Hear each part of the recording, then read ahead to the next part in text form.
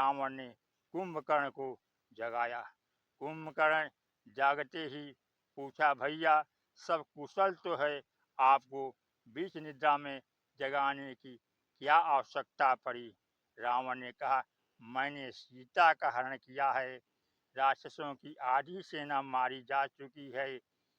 जब ऐसा सुना कुंभकर्ण तो रावण को फटकारते हुए कहा, जगदम्बा हरि आन्यव सठ चाहत कल्याण।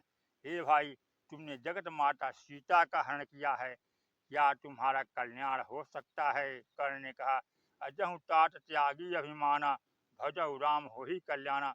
हे भैया, अभिमान छोड़ो, भगवान राम का भजन करो।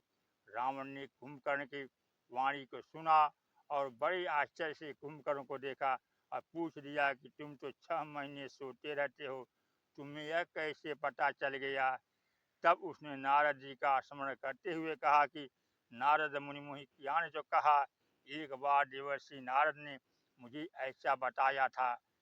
रावण ने कहा, उस समय मुझे क्यों नहीं बताया? कुंभकर्ण ने कहा, क्या बताएं, नींद आ रही थी इसलिए मैं सो गया, न तो स्वयं क्रियान्वित करने का समय मिला और न आपको बताने का। कुंभकर्ण की शिकायत वही है जो हम आप सबकी बहुधा रहती है। कहते हूँ तो ही समय निर्वाह, क्या बताएं समय नहीं मिला।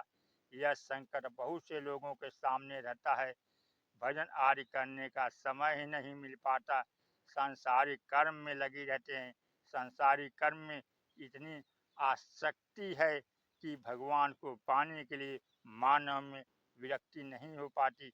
इतने काम हैं कि समझ में नहीं आता कब पूजा करें, कब पाठ करें, कब नाम जप करें।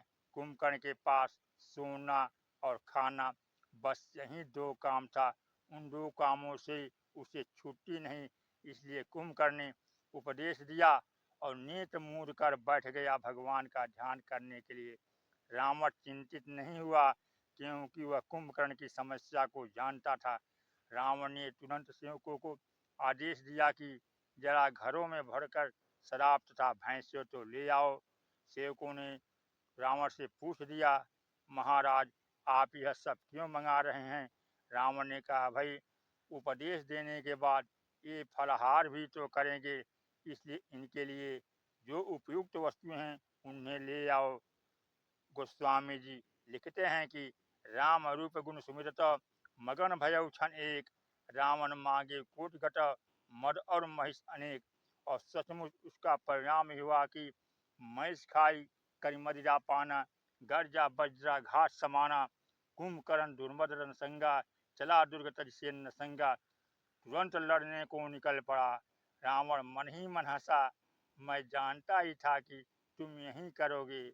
विभीषण ने जब रावण को समझाया तो रावण ने लात मारकर निकाल दिया और कुंभकर्ण ने रावण को फटकारा, फिर भी कुंभकर्ण को रावण ने नहीं निकाला, क्योंकि रावण अच्छी तरह से जानता था कि यह कहेगा कुछ भी, लेकिन लड़ेगा तो मेरी ओर से ही।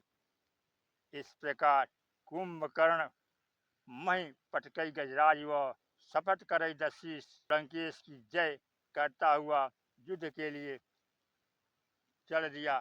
युद्ध स्थल पर पहुंचा तो भीषण ने जाकर कुंभकर्ण को प्रणाम किया तो कुंभकर्ण ने पूछ दिया, तुम कौन हो? उस समय जब उन्होंने कहा कि मैं विभीषण हूँ तो कुंभकर्ण ने ही कहा कि भाई तुमने बहुत अच्छा कार्य किया कि शरणागति ग्रहण कर ली। बंधु वंश किन उजागर, भजे राम शोभा सुख सागर। भीषण को आशा बढ़ी कि ये जब इसे अच्छा कार्य समझते हैं तो इसमें भी सहयोग देंगे, पर यह कहने के बाद कि तुमने अच्छा कार्य किया है, कुंभकर्ण तुरंत बोल पड़ा कि वचन कर मन कपट तजी, भजे राम रणधीर, लेकिन जाहु न निज पर सूझमई, भयउ काल बस वीर। हे भीषण, मैं नशे में इतना डूब चुका हूँ कि अब मुझे सत्य देखने की कोई क्षमता नहीं रह गई है। न सत्य को क्रियान्वित कर सका, न सत्य को समझ सका। कुंभकर्ण जिसका कान तो बहुत बड़ा है, सुनता सब कुछ है, लेकिन क्रियान्वित नहीं करता। यह है उपदेश तो सुनते हैं, लेकिन सुनते समय तो अच्छा लगता है, उसको उतारते नहीं। रामचरित सागर था न पावै कोई, संतन संग जो सुने तुम्हें सुनाओ सोई।